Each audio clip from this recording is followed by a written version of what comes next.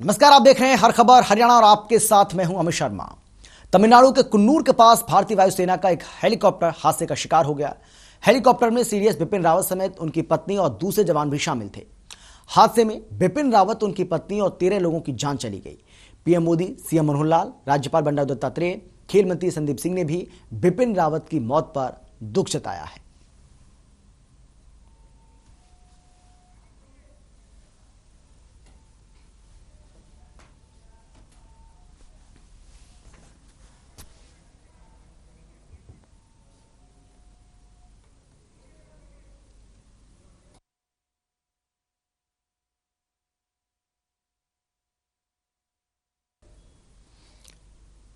तो प्रधानमंत्री नरेंद्र मोदी ने जो ट्वीट किया है वो ट्वीट भी आपको हम यहां पर दिखा रहे हैं।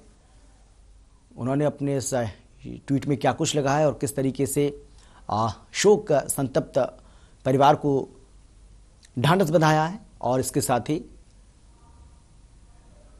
बिपिन रावत और उनकी पत्नी को शोक संवेदना प्रकट की है। ये ट्वीट आपको यहां हम दिखा रहे हैं।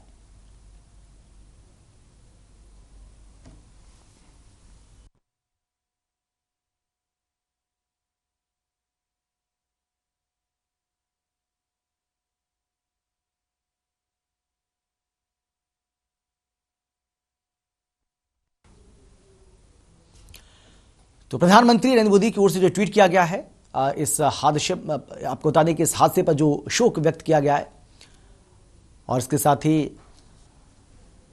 शोक संतप्त परिवार के लिए उन्होंने कहा कि मैं तमिलनाडु में हुई हेलीकॉप्टर दुर्घटना से बहुत दुखी हूं, जिसमें हमने जनरल बिपिन रावत, उनकी पत्नी और सशस्त्र बलों के अन्य कर्मियों को खो दिया है। उन्होंने पूरी लगन से भारत की सेवा की और मेरी संवेदनाएं शोक संतप्त परिवार के साथ है। जनरल बिपिन रावत एक उत्कृष्ट सैनिक और एक सच्चे देशभक्त थे। उन्होंने हमारे सशस्त्र बलों और सुरक्षा तंत्र के आधुनिकीकरण में बहुत योगदान दिया। सामरिक मामलों पर उनकी अंतर्दृष्टि बहुत ज्यादा याद की जाएगी।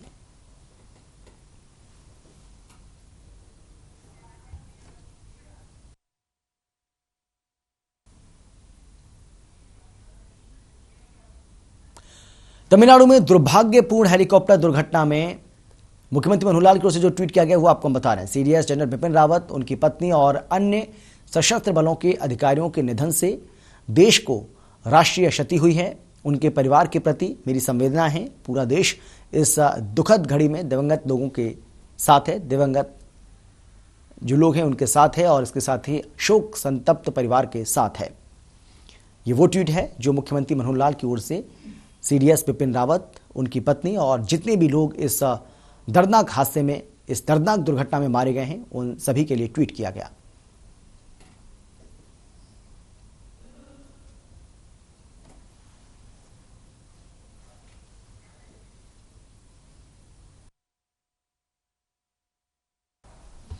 इसके साथ ही आपको हम बता दें कि मुख्यमंत्री मनोहर लाल के अलावा राज्यपाल बंडारू दत्तात्रेय ने दुख प्रकट किया। इसके साथ ही हरियाणा बीजेपी के अध्यक्ष ओपी धनखड़ ने भी इसको लेकर दुख जताया है। प्रधानमंत्री नरेंद्र मोदी ने भी ट्वीट किया, गृह मंत्री अमित शाह ने ट्वीट किया, रक्षा मंत्री राजनाथ सिंह ने भी ट्वीट करके शोक संतप्त परिवार के प्रति अपनी संवेदना व्यक्त की, और इसके साथ ही सीडीएस बिपिन रावत और उनकी पत्नी की जो दर्दनाक मौत हुई है इस हादसे में, और इसके साथ ही जितने भी लोग मारे गए हैं उन सभी के लिए उन्होंने शोक प्रकट किया।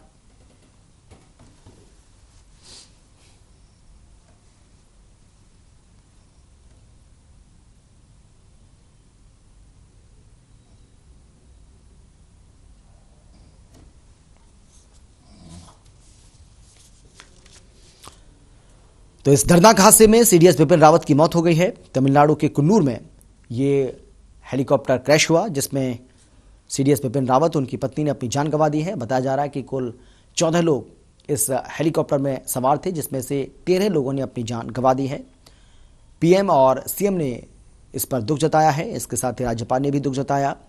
खेल मंत्री संदीप सिंह ने भी इस पर दुख प्रकट किया है।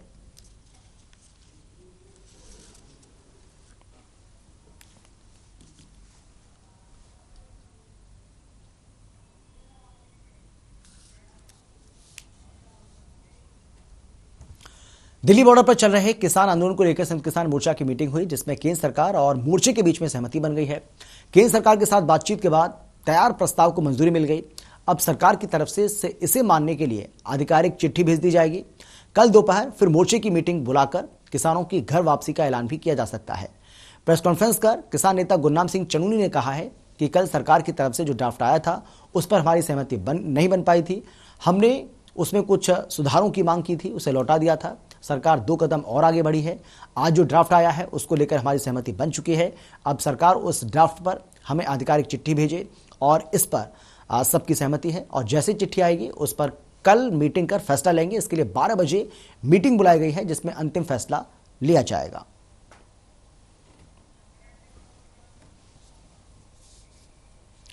तो केंद्र के प्रस्तावों पर सहमति बनने के बाद संयुक्त किसान मोर्चा के नेताओं की ओर से, या यूं कह लीजिए कि जो 5 सदस्यीय कमेटी है उसकी ओर से सहमति जताई गई है।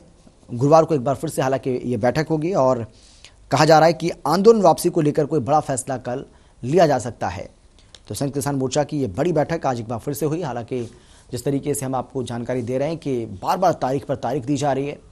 1 दिसंबर को पहले कहा गया कि एसकेएम की बैठक होगी, फिर उसके बाद 4 दिसंबर की तारीख दी गई, उसके बाद फिर 7 दिसंबर को भी बैठक हुई, उसके बाद फिर 8 दिसंबर यानी कि आज, और कल यानी कि 9 दिसंबर को भी कल बैठक होगी। कल दोपहर 12 बजे ये बैठक बुलाई गई है, जिसमें कहा जा रहा है कि अंतिम निर्णय, अंतिम फैसला किसानों की ओर से कल लिया जा सकता है आंदोलन वापसी को लेकर। अब इस बात में कितनी सच्चाई है, इसके लिए कल तक हमें इंतजार करना होगा, क्योंकि इससे पहले भी इस तरह के कयास लगातार लगाए जाते रहे कि आंदोलन समाप्त किया जा सकता है, आंदोलन समाप्ति की ओर है, लेकिन ऐसा हुआ नहीं। लेकिन क्या कल वो आखिरी तारीख होगी? क्या कल कोई अंतिम फैसला ले लिया जाएगा? इस पर देश भर की नजरें टिकी हुई हैं।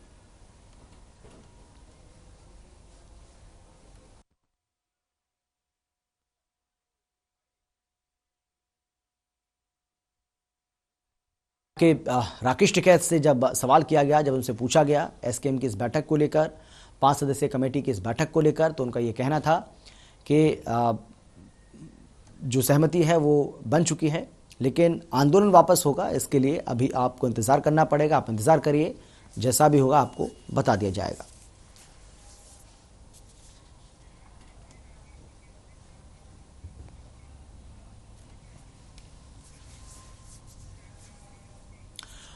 और संयुक्त किसान मोर्चा की इस बैठक के बाद हमारे संवाददाता लाजपत, जो कि सोनीपत से हमारे संवाददाता हैं, उन्होंने किसान नेता राकेश टिकैत से खास बातचीत की है। आप भी देखिए।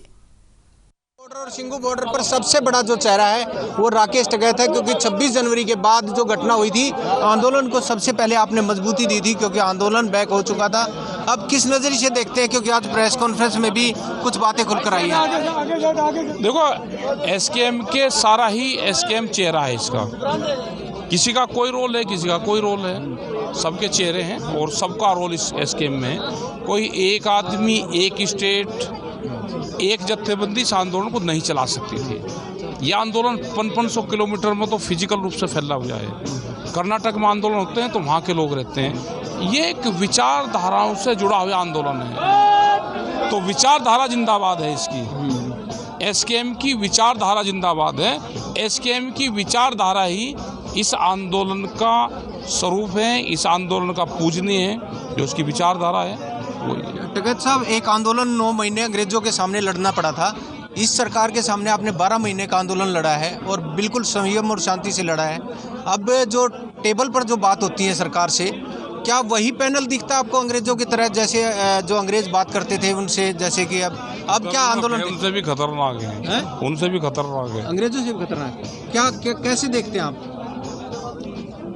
वो टेबल पर नहीं आना चाहते हैं। हाँ। कहाँ कमी देखते हैं, टेबल पर क्यों नहीं आना चाहते? अरे आगे, अब तो आगे भी टेबल पर या टेबल के नीचे को वहाँ पे भी आगे।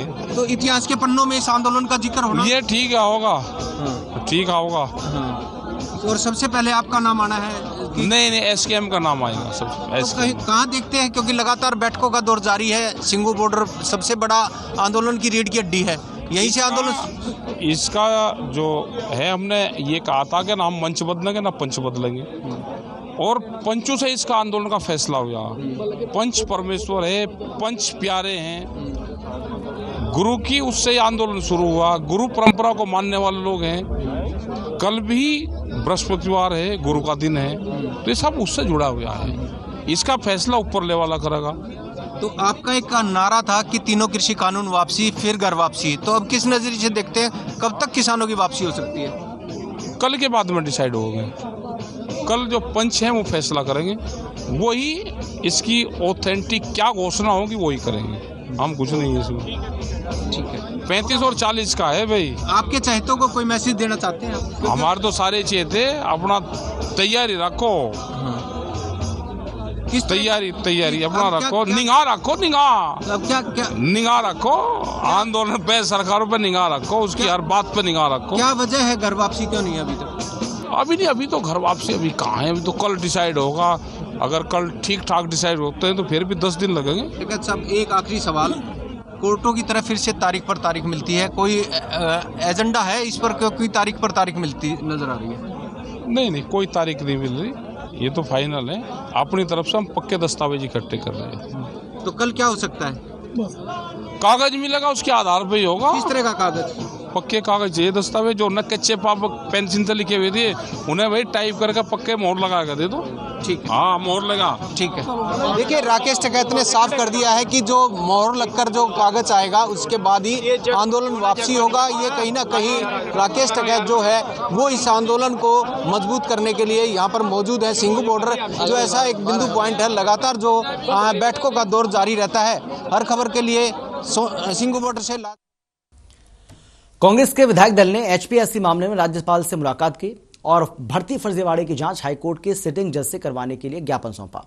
इससे पहले नेता प्रतिपक्ष भूपेंद्र सिंह हुड्डा की अध्यक्षता में कांग्रेस विधायक दल की बैठक हुई। बैठक के बाद हुड्डा ने प्रेस कॉन्फ्रेंस करते हुए सरकार पर निशान साधा। हुड्डा ने कहा कि बतौर विपक्ष उन्होंने भर्ती फर्जीवाड़े की बात सामने रखी, लेकिन सरकार उसे अनसुना कर रही है। अब सरकार ने उच्च स्तर के अधिकारियों और अन्य के नाम छिपाने के लिए डिप्टी सेक्रेटरी अनिल नागर को बर्खास्त कर दिया ताकि दूसरे आरोपियों को बचाया जा सके। उन्होंने मांग की है कि इस पूरे मामले की जांच हो, वो भी हाई कोर्ट के सिटिंग जज से। तो वहीं किसानों के मामले पर बोलते हुए कहा है कि सरकार किसानों को परेशान कर रही है। प्रदेश में किसानों को यूरिया नहीं मिल पा रहा है, जिसका समाधान नहीं हुआ है।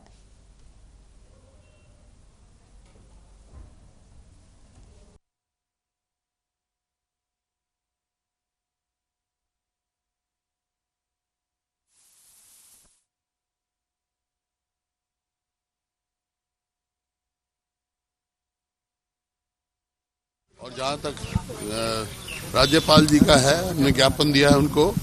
जो जॉब स्कैम चल रहा है, जिसका हमने बार बार उठाया है, उसकी इंक्वायरी हमने जुडिशियल इंक्वायरी हाई कोर्ट के जज के उसमें मांगी है, उसकी अध्यक्षता में, उसके द्वारा में, उसकी अध्यक्षता में। दूसरा जो एचपीएससी है, क्योंकि कॉन्स्टिट्यूशनल बॉडी है, इसको हटाने का कॉन्स्टिट्यूशनल प्रोसीजर शुरू करने की हमने दरखास्त की है और राज्यपाल जी ने बड़ा उस पर संज्ञान ली है और हमारे को विश्वास दिलाया कि वो जो उचित कार्रवाई करेंगे।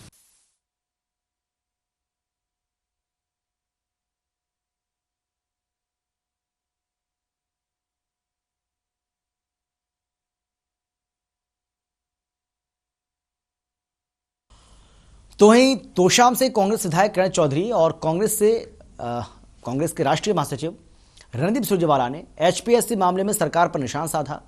सुरजेवाला ने कहा है कि सरकार अनिल नागर की जांच से क्यों डर रही है, सरकार ने अनिल नागर को बिना जांच के बर्खास्त क्यों किया। तो वहीं किरण चौधरी ने कहा कि अगर सरकार इन मामलों की निष्पक्ष जांच करवाना चाहती है तो पहले इन दोनों चेयरमैन को हटाया जाए। इन दोनों के हटाए बिना मामले की जांच हो ही नहीं सकती।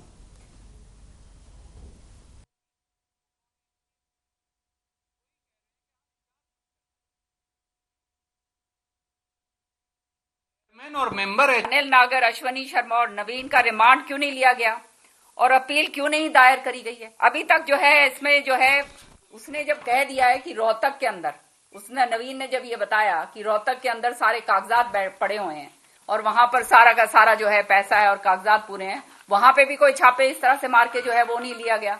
तो इसका मतलब तो साफ है कि जो परतें जो हैं वो इतनी गहरी हैं कि ये परतों को छुपाने के लिए जो है ये अब हताश जो है, मैं कहती हूँ सरकार यही लफ्ज इस्तेमाल करूंगी, सरकार जो है हो चुकी है। साथ ही साथ जो है अब जो सारे के सारे जो शिव कॉलोनी सोनीपत में छुपा हुआ है, रोहतक में है, भिवानी में है, वहां छापे मार के निकालते क्यों नहीं है? जहां पे जिनके घर का उसने कहा है मेरे मामा का घर है, उनको बुलाया क्या? उसके खिलाफ जो है उनसे पूछताछ करी क्या एसआईटी ने? तो ये सारी की सारी चीजें जो हैं ये पूरी तरह से दिग्गज के उसके अंदर इस सरकार को बुरी तरह से लेकर आती हैं कि पूरी तरह से ये है उस पर लीपापोती करने की कोशिश करी जा रही है। पर अगर इतना बड़ा नौकरी घोटाला हुआ हो तो आप जांच से क्यों डर रहे हैं? और देखिए जो दोषी हैं या आरोपी हैं वो कौन है? एचपीएससी। वही कह रहे हैं कि हाँ जी जांच मत करना जी। क्यों? चेयरमैन और मेंबर एचपीएससी ये कह रहे हैं साहब जांच मत करना, इसकी इसे ऐसे ही बर्खास्त कर दो, क्योंकि जांच होगी तो पता चल जाएगा कि कौन कौन वो सफेदपोश हैं जो ओएमआर शीट भरवाकर करोड़ों रुपया अटैची में लूटते थे। जांच होगी तो पता चल जाएगा कि क्या चेयरमैन और मेंबरों की भी भूमिका है। जांच होगी तो पता चल जाएगा एचपीएससी में कितना और घालमेल है, कितनी और नौकरियां बेची गई, इसीलिए जांच नहीं कर रहे। और अगर गवर्नर हरियाणा ये कहते हैं कि अनिल नागर किस कार्यकाल में सारी भर्तियां जो हैं उनके रिकॉर्ड की सैंक्टिटी नहीं बची, तो वो नौकरियां खारिज क्यों नहीं कर रहे? जब मैंने पिछली बार सवाल उठाया, खट्टर साहब बोले एचपीएससी फैसला करेगा। माफ कीजिए, आप तो दोषी हो मर्डर के, आप फैसला करोगे कि आप मर्डर के आरोपी हो और आपने किया है या नहीं किया? जो खुद आरोपी है आप उसे कह रहे हो कि बताओ तूने कत्ल किया या नहीं किया, इसका जज भी तू ही है। हाउ कैन यू बी ए जज इन योर ओन? महिला एवं बाल विकास मंत्री कमलेश ढांडा ने कहा है कि मुख्यमंत्री अंत्योदय परिवार उत्थान योजना सरकार की महत्वपूर्ण योजना है। इस योजना के माध्यम से गरीब व्यक्तियों तक लाभ पहुंचाने का काम किया जा रहा है और इसी के मद्देनजर अंत्योदय ग्राम उत्थान मेलों का आयोजन किया गया। इन मेलों में परिवार पहचान पत्र के माध्यम से 1,80,000 रुपए से कम आय के पात्र व्यक्तियों को आमंत्रित किया जा रहा है।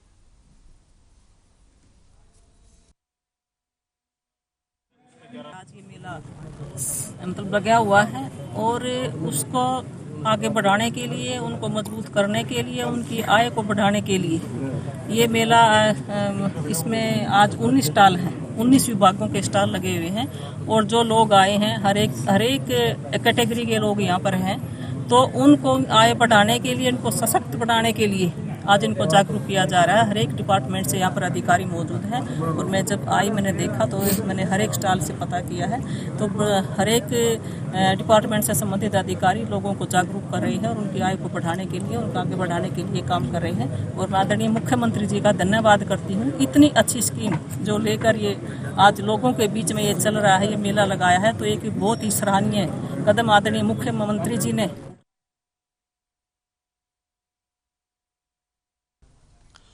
लोहारू में कांग्रेस नेता चौधरी सोमवीर सिंह के आवास पर कार्यकर्ताओं की बैठक का आयोजन हुआ है। इस मौके पर सोमवीर सिंह ने कार्यकर्ताओं को पार्टी की मजबूती के लिए जरूरी दिशा निर्देश दिए। उन्होंने कार्यकर्ताओं को संबोधित करते हुए कहा कि कार्यकर्ता किसी भी संगठन की रीढ़ होते हैं। सोमवीर ने कहा कि वर्तमान में केंद्र और प्रदेश सरकार की नीतियों, तेजी से बढ़ रही महंगाई, बेरोजगारी के कारण हर वर्ग परेशान है, तो वहीं किसानों के मामले पर भी सरकार को जमकर घेरा।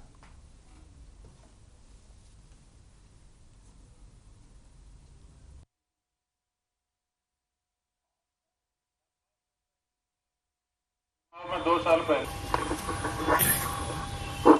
हाँ फौजी साहब और कोई साथी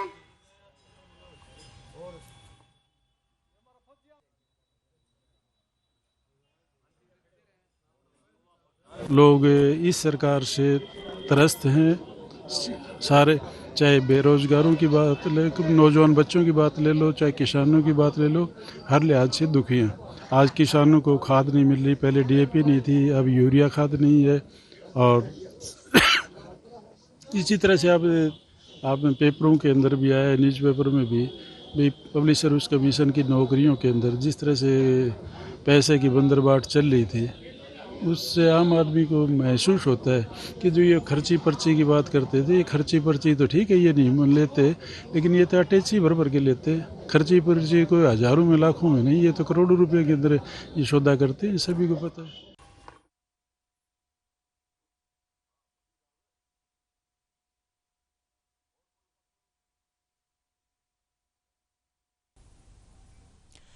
रेवाड़ी में जयपुर दिल्ली NH 48 पर गांव सालावास में टीएमसी नेता अशोक तंवर ने पार्टी कार्यालय का शुभारंभ किया। इस मौके पर बोलते हुए तंवर ने बताया कि तृणमूल कांग्रेस हरियाणा प्रदेश का यह पहला कार्यालय है और जल्द ही पूरे हरियाणा और देश भर में टीएमसी के कार्यालय खोले जाएंगे। तो वहीं कांग्रेस और बीजेपी पर निशाना साधते हुए कहा कि दोनों पार्टियां एक ही हैं।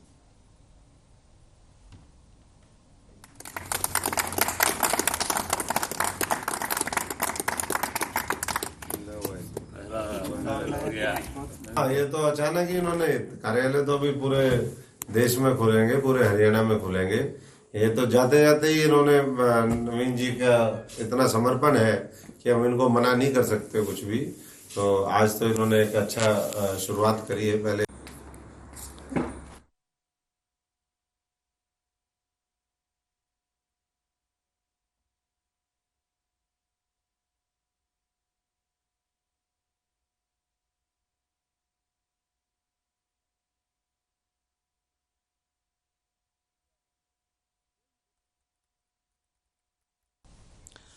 आम आदमी पार्टी के पूर्व प्रदेश अध्यक्ष नवीन जैन 2 सूटकेस लेकर जींद पहुंचे, जिन पर लिखा हुआ था सूटकेस में नौकरी, सूटकेस में सरकार। बताते चले कि सूटकेस में गोबर के उपले कुछ पैसे, धर्म ग्रंथ गीता और गंगाजल थे। उन्होंने प्रेस कॉन्फ्रेंस भी की और नौकरी में हो रहे भ्रष्टाचार के मामले में सरकार पर वार किया। कहा अगर सरकार पारदर्शी तरीके से गीता या गंगाजल पर हाथ रखकर कसम खाए, नहीं तो बिना खर्ची पर्ची के नौकरी की बात छोड़ दे। साथ ही कहा कि 17 दिसंबर को चंडीगढ़ में मटका चौक पर विधानसभा का घेराव कर प्रदर्शन करेंगे।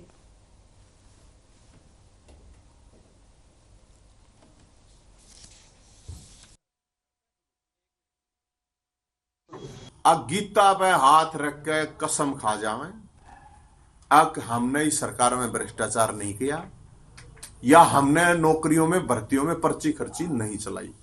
गीता पे हाथ रख के कसम खा जाओ।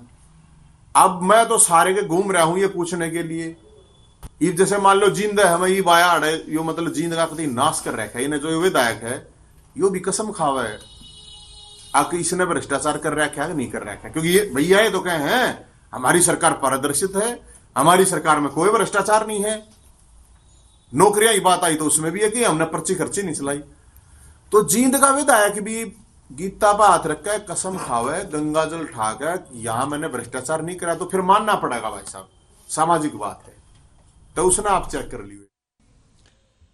कृषि कानूनों की वापसी के बाद अब किसानों की MSP गारंटी कानून लागू की मुख्य मांगे हैं, जिसको लेकर किसानों ने जगह जगह से पैदल मार्च निकाला, पैदल यात्रा निकाली और इसी क्रम में भिवानी में भी यात्रा निकाली गई जो टीकरी बॉर्डर तक जाएगी। जब तक सरकार किसानों की मांग लागू नहीं करेगी, आंदोलन से वापसी नहीं होगी, आंदोलन वापस नहीं होगा। और संयुक्त किसान मोर्चा की बुधवार की बैठक के बाद से मोर्चे की ओर से नई घोषणाएं भी की जाएंगी। किसानों की सरकार से मांग है कि जल्द ही किसानों की मांगों को पूरा किया जाए।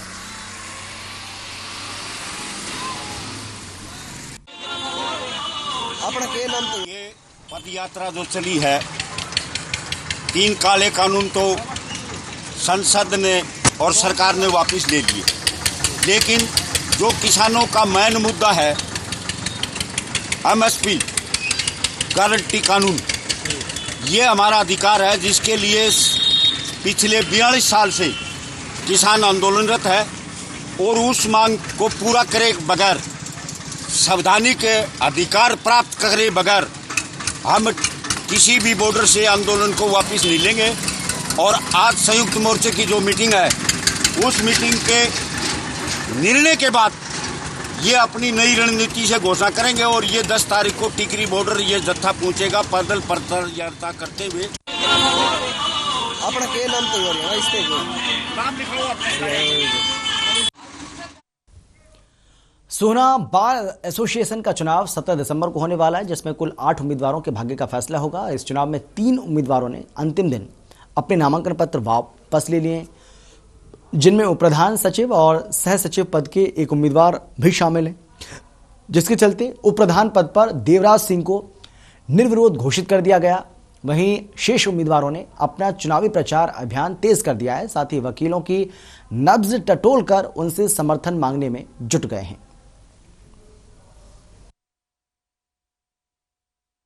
आज जो है हमारा वाइस प्रधान का जो है निर्विरोध देवराज खारे जी जो है निर्विरोध बन चुके हैं, क्योंकि जो नेमपाल जांगड़ा जी थे उन्होंने आज विड्रॉल कर दिया। उसी तरह से ज्वाइंट में भी जो है आज एक विड्रॉल हुआ है, वो मंजीत कुमार ने किया है। तो मंजीत के निकलने से अब ज्वाइंट पे 3 उम्मीदवार हैं, जो कि अंशुल गुप्ता जी, मंजू फोगाट और गोलाचीका में प्रशासन ने ट्रक यूनियन की ओर से किए गए निर्माण ध्वस्त कर अवैध कब्जा छुड़वाया। भारी पुलिस बल और ड्यूटी मजिस्ट्रेट के साथ ट्रक यूनियन ने पहुंचकर कार्रवाई की। ट्रक यूनियन के सदस्यों ने स्थानीय विधायक ईश्वर सिंह के खिलाफ प्रोटेस्ट कर नारेबाजी की। ट्रक यूनियन के सदस्यों का आरोप, विधायक के इशारे पर की गई कार्रवाई। मौके पर 2 डीएसपी, थाना प्रभारी और जिले के कई अधिकारी मौजूद रहे।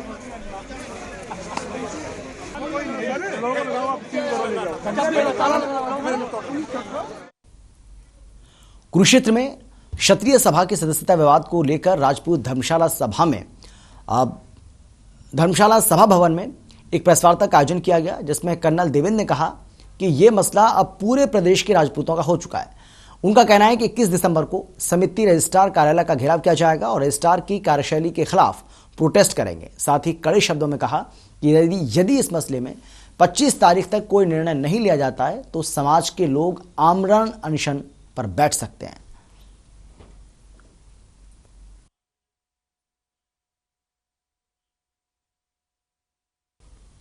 और अब खबर करनाल से है, जहां नगर निगम ने 3 डेयरियों को सील कर दिया है। करनाल के पिंगली में डेयरी शिफ्टिंग स्थल पर डेयरी प्लांट अलॉट हो जाने के बाद भी शहर के जिन डेयरी संचालकों ने प्लॉट राशि की पहली किस्त निगम कार्यालय में जमा नहीं कराई, उनकी डेयरियां सील करके पशुओं को पकड़ने की नगर निगम ने बड़ी कार्रवाई की है। पकड़े गए सभी पशुओं के मालिकों से 1,65,000 रुपये की राशि जुर्माना के तौर पर वसूल करके पशु छोड़े जाने की कार्रवाई की जाएगी, जिसमें 10,000 रुपये प्रति गाय या फिर भैंस, इसके साथ ही 5,000 रुपये बछड़ा को छुड़वाने के लिए जुर्माना राशि ली जाएगी। आज नगर निगम का ये जो अनऑथराइज्ड डेयरीज हैं उनको सील करने का ये आज कार्यक्रम है। ये ऐसे लोगों की डेयरीज हैं जिनको नगर निगम की तरफ से पिगली डेयरी जो प्रोजेक्ट चल रहे हैं उसमें प्लॉट्स अलॉट करे गए थे। बार बार नोटिस देने के बावजूद और बार बार वहाँ पर्सनली बुलाने के बावजूद ये इन्होंने ना तो वहाँ का पैसा भरा अभी तक और ना ही वहाँ से जाने को तैयार है। तो ये अनऑथराइज्ड रूप से जो रिहायशी इलाके हैं उनमें ये डेयरीज चला रहे थे।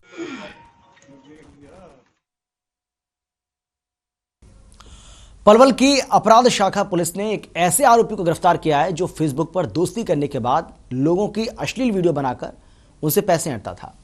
पुलिस के इंचार्ज अनीस खान ने जानकारी देते बताया है कि फेसबुक पर दोस्ती कर उपहार भेजने के नाम पर एक युवक से 7 बार में लाखों रुपए अपने खाते में जमा करा लिए और इसके बाद भी युवक से 1 लाख रुपए जमा कराने की और मांग कीजिए। जब मामला हाथ से निकल गया तो पीड़ित ने थाना पुलिस को इस बात की शिकायत दी, जिसके बाद पुलिस ने शिकायत के आधार पर मामला दर्ज कर आगे की कार्रवाई शुरू कर दी है।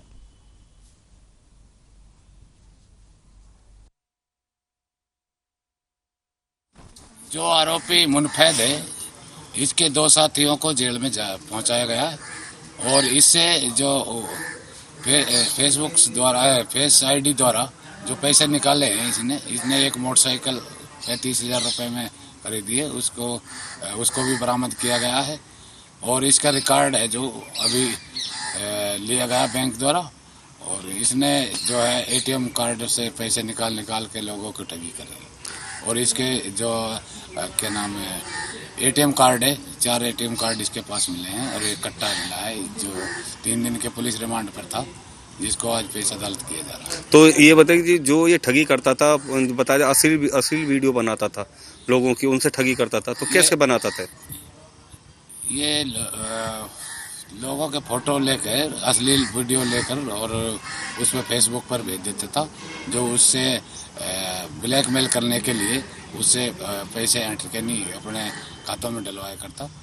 होडल की अपराध शाखा पुलिस ने मुनफेद नामक आरोपी को फेसबुक पर फर्जी आईडी बनाकर लोगों से पैसे ऐंठने के मामले में गिरफ्तार किया है। जांच अधिकारी हनीज खान ने बताया कि यह आरोपी अपने अन्य साथियों के साथ मिलकर फेसबुक पर अश्लील वीडियो बनाकर उनसे पैसे ऐंठता था। हनीज खान ने जानकारी देते हुए बताया कि उन्होंने इस मामले में शिकायत के आधार पर मुनफेद नामक आरोपी को गिरफ्तार किया है और इसके 2 अन्य साथियों को पहले सीआईए पुलिस जेल भेज चुकी है।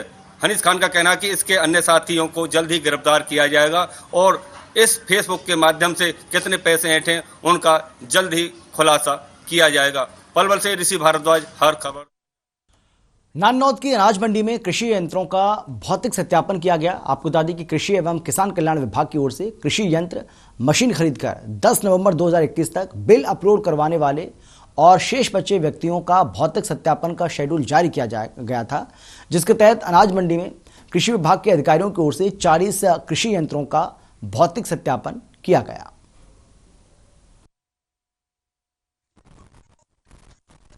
अलग अलग सब्सिडी है जी, जैसे कि सुपर सीडर पे अलग है 50% सब्सिडी है जी एक मशीन की।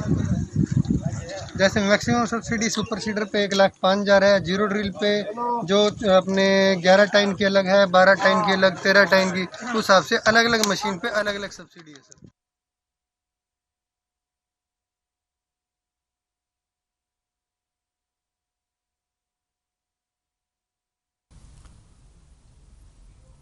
और इसी के साथ इस बुलेटिन में फिलहाल इतना ही। एक छोटे से ब्रेक के बाद फौरन लौट रहे हैं। आप देखते रहिए हर खबर हरियाणा।